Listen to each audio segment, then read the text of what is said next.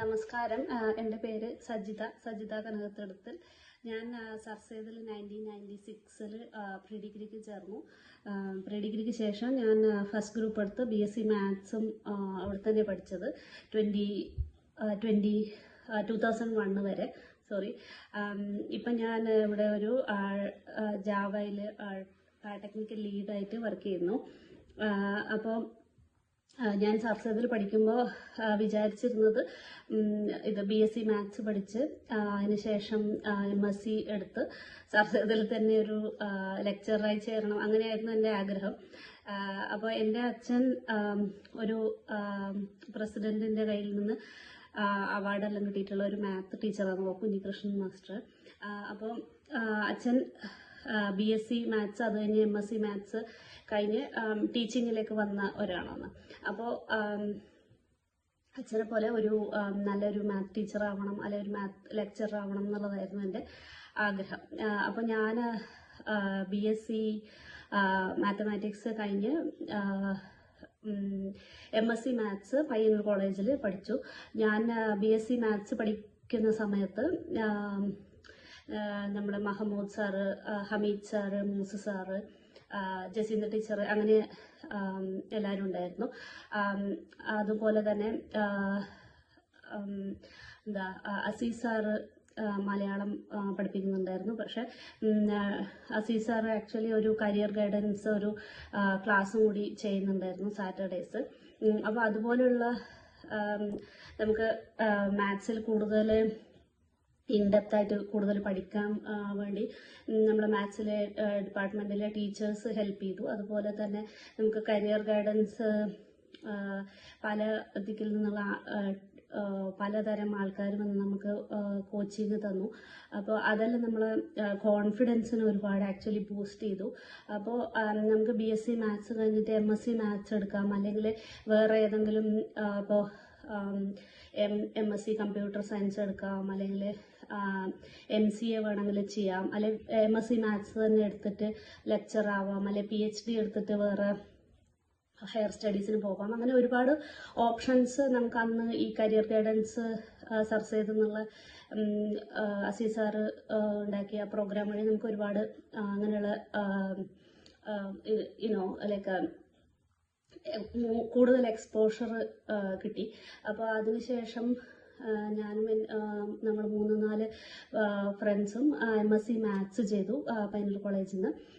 അപ്പോൾ ഞാൻ ആക്ച്വലി അതിനുശേഷം US വന്നതാണ്. എന്നിട്ട് അപ്പോൾ MSc മാത്സ് പഠിച്ചു കഴിഞ്ഞാൽ MSc നമ്മൾ മാത്സ് ആണ് മെയിനെങ്കിലും നമ്മൾ അതിൽ ഒരുപാട് അബ്സ്ട്രാക്റ്റ് ആയിട്ടുള്ള സബ്ജക്ട്സ് പഠിക്കുന്നുണ്ട്. അപ്പോൾ നമുക്ക് ഇപ്പോഴത്തെ കാലത്ത് നമുക്ക് അതിൽ നിന്ന് ചിലപ്പോൾ കമ്പ്യൂട്ടർ സയൻസ് അല്ലെങ്കിൽ AI അല്ലെങ്കിൽ എന്താ പറയുക ഡാറ്റ വെയർ ഹൗസിങ് അല്ലെങ്കിൽ അങ്ങനെയുള്ള പല സാധനങ്ങൾ പഠിക്കാൻ പറ്റും. എന്ന് വെച്ചാൽ നമുക്ക് BSc മാത്സ് ഒരു അബ്സ്ട്രാക്ട് തിങ്കിങ്ങിന് ഒരു എന്താ പറയുക ഒരു അടിസ്ഥാനം തരുന്നത് ആക്ച്വലി BSc മാത്സ് അത് തരും. അപ്പോൾ നമുക്ക് അത് കഴിഞ്ഞാൽ നമുക്ക് കമ്പ്യൂട്ടർ സയൻസ് ഇൻട്രസ്റ്റിംഗ് ആയി തോന്നുകയാണെങ്കിൽ ആ ഫീൽഡിലേക്ക് മാറാം.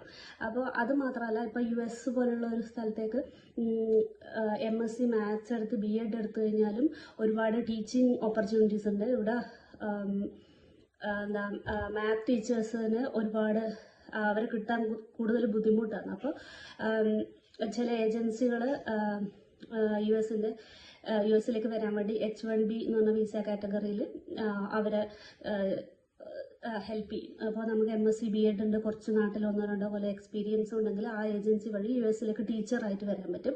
അല്ലെങ്കിൽ ഇതുപോലെ നമ്മൾ MSc പഠിച്ചു കഴിഞ്ഞിട്ട് ഇവിടുത്തെ യൂണിവേഴ്സിറ്റിയിലേക്ക് PhDക്ക് വേണമെങ്കിൽ വരാം. അല്ലെങ്കിൽ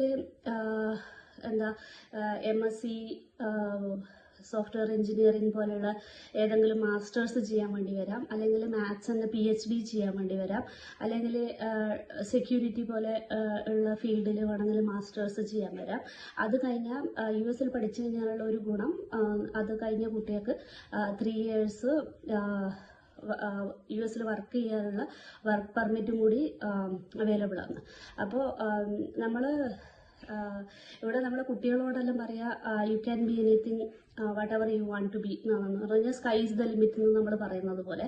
അപ്പോൾ നമ്മൾ BSc മാത്സ് ആണ് എടുത്തിട്ടുള്ളത്, അല്ലെങ്കിൽ നമ്മൾ കണ്ണൂരാണ്, അല്ലെങ്കിൽ കേരളത്തിലാണ്, അല്ലെങ്കിൽ മൈ ഫാമിലീസ് മിഡിൽ ക്ലാസ്, അല്ലെങ്കിൽ എൻ്റെ പാരൻസിന് അധികം എന്താ പറയുക ഫൈനാൻഷ്യലി സപ്പോർട്ട് ചെയ്യാൻ പറ്റില്ല, അങ്ങനെയുള്ള സാധനങ്ങൾ നമ്മൾ ഒരുപാട് ചിലപ്പോൾ ആലോചിക്കും.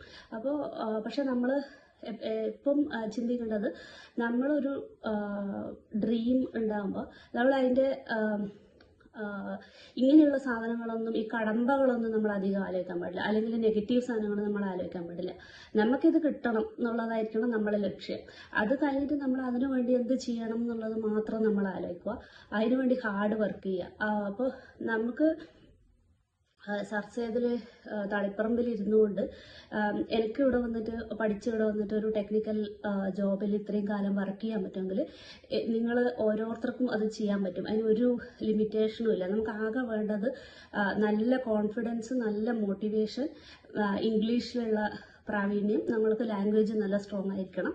മാത്ത് ആണെങ്കിലും നമുക്ക് അബ്സ്ട്രാക്ട് തിങ്കിങ്, അങ്ങനെ മാത്തിൻ്റെ ബേസിക് സാധനങ്ങൾ നല്ല തറവായിരിക്കണം. പിന്നെ നമുക്ക് വേണ്ടത് ഹാർഡ് വർക്ക് ചെയ്യാനുള്ള ഒരു മൈൻഡും നല്ല ഡിറ്റർമിനേഷനും മാത്രമാണ്. അത് ഉണ്ടെങ്കിൽ നമുക്ക് എവിടെ വേണമെങ്കിലും എത്തിപ്പെടാം. ഞാൻ അതിന് ഏറ്റവും വലിയ എക്സാമ്പിളാണ്. ഞാനൊരു എന്താ പറയുക, ഒരു നോർമൽ ഫാമിലിയിൽ നിന്ന് വരുന്ന ഒരു മിഡിൽ ക്ലാസ്, ഒരു ടീച്ചിങ് ബാക്ക്ഗ്രൗണ്ടുള്ള ചെറിയ ഒരു ബാക്ക്ഗ്രൗണ്ടിൽ നിന്ന് വരുന്ന ഒരു സാധാരണ ഒരു കുട്ടി ആയിരുന്നു. അപ്പോൾ അത് അങ്ങനെ എനിക്ക് അത് അത്ര ആലോചിച്ച് ഡ്രീം ചെയ്ത് ഇങ്ങനെ ഒരു പൊസിഷനിൽ ചെയ്യാൻ പറ്റുമെങ്കിൽ നിങ്ങൾ ഓരോരുത്തർക്കും ചെയ്യാൻ പറ്റും, അതിനൊരു സംശയമില്ല.